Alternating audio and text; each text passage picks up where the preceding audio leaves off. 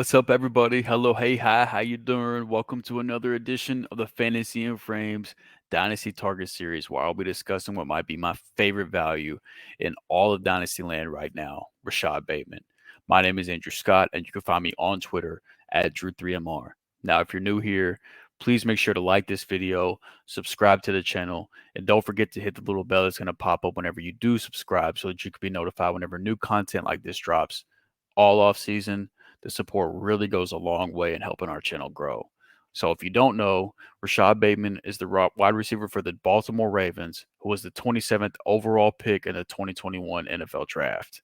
Prior to being drafted by Baltimore, he was busy at the University of Minnesota, putting up a 40% college dominator rating and an 18.8 elite breakout age, two metrics that have been solid indicators of a player's value being able to translate to the next level. So, since being drafted, Rashod Bateman has put up 46 receptions on 67 targets for 515 yards and one touchdown in 12 games in 2021, and another 15 receptions on 28 targets for 285 yards and two touchdowns in 6 games in 2022. Now, at this point, you might be asking yourself, why would I want to buy a receiver that's put up those numbers through 2 years? Which is a fair question. But so since making it to the next level, injuries have really hurt Rashod Bateman, no pun intended. But that brings me to his first quote unquote weakness that I want to talk about surrounding his value. He hit the injured list before his rookie season really even got started and had to miss the first 5 games of the season after suffering a groin injury that required surgery. He had some productive games in his rookie year after he returned and got off to a hot start in year two, but then he suffered a foot sprain in week 4 of that season, and that ended up turning into a Lisfranc injury in week 8 of his second year that ended the second season completely.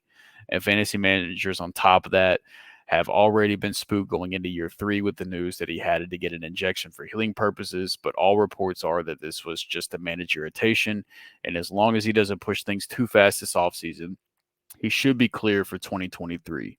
So, with these injury concerns and the fact that the Baltimore Ravens invested a first round pick into this wide receiver room in the 2023 NFL draft, it's easy to see why his dynasty value is being pushed down. So, speaking of the Ravens investing in the wide receiver position, this brings up another perceived weakness surrounding Rashod Bateman's value. After doing very little for so long to support Lamar Jackson, they finally started surrounding him with some weapons. We all already know about Mark Andrews. We're here to talk about Rashod Bateman. And then on top of that, the Ravens drafted Zay Flowers with the 22nd overall pick in the 2023 NFL draft. And they signed Odell Beckham Jr. to a 1-year, $15 million contract with over $13 million guaranteed. And while this crowded room of pass catchers might be looked at as a bad thing for Rashod Bateman, I want to talk about why I think he'll rise to the top. So, while this wide receiver room is much more crowded than it was 1 year ago, I don't think this is all bad for Rashod Bateman's dynasty value. The first and obvious point related to this is the fact that the defense won't be able to focus their attention purely on Bateman and Mark Andrews. Now they're going to have to deal with Odell Beckham Jr. They're going to have to deal with Zay Flowers. And while I'm not here to convince you that Bateman is going to overtake Mark Andrews as the number one option in this offense, I am here to try to convince you that he will be the second target in this offense and the first man up as far as the receivers are concerned. Now, from a dynasty value standpoint, with Odell Beckham Jr. being on a 1-year deal and a 30-year-old wide receiver coming off of multiple ACL injuries dating back to 2020, I don't think any of us are out here arguing the fact that OBJ is going to be the wide receiver to own on this team from a dynasty standpoint. I think that the debate as far as that goes is centered around Rashod Bateman versus Zay Flowers. So let's talk about that.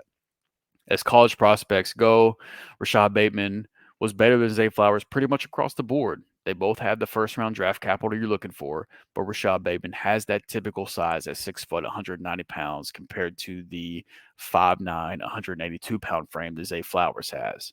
Rashod Bateman also had the edge with a breakout age of 18.8 compared to the 20-year-old breakout age for Zay Flowers. As Zay Flowers did have a slight edge in his college dominator rating at 46.7% compared to the 40% college dominator rating of Rashod Bateman. But this can also partially be attributed to the fact that Rashod Bateman was playing alongside former fifth-round draft pick Tyler Johnson, while Zay Flowers was not competing with any NFL-level talents for targets during his time at Boston College. And I know we all love the shiny new toy, and I like Zay Flowers as well. I have him as the wide receiver 4 in his rookie class. But even whenever Ravens starting quarterback Lamar Jackson was asked about Rashod Bateman, he said that it was great to see his guy back out there and that he was the wide receiver 1 for show. Nobody asked him to label where he should be on the depth chart, but he didn't hesitate to let us know where Bateman stands. And I haven't even mentioned the fact that I consider the change they made at offensive coordinator from Greg Roman to Todd Monken being a plus in his passing offense after Monken called the shots for successful passing attacks in Tampa Bay at the NFL level, as well as Georgia at the college level.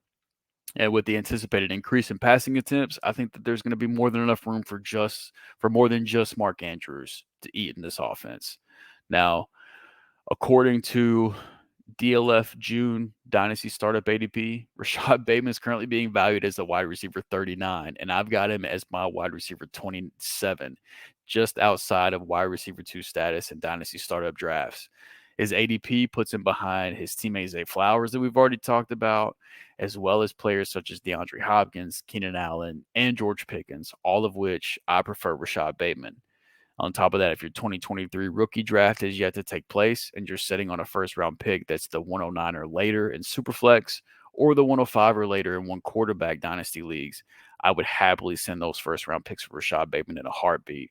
But based on his current value, I don't even think you would take that much to get the deal done. Based on the current market, I think you could send a second round rookie pick plus a receiver on your bench for Bateman and get the deal done, especially if the owner has already soured on Bateman's value after his first 2 years. So if you're a Lamar Jackson believer like I am, buying a receiver tied to Lamar for the foreseeable future isn't a bad strategy for dynasty purposes. I've laid out my arguments, and I hope that you join me on the Rashod Bateman train before he stays healthy and the 2023 breakout season occurs and he becomes far too expensive to acquire during the season. Now, for more content just like this, make sure you subscribe to the Fantasy and Frames YouTube channel and visit www.fantasyandframes.com for more Dynasty and Redraft profiles. And you can find all of my rankings for both Dynasty and Redraft over there as well. Thank you so much for your support. And until next time, wow, baby.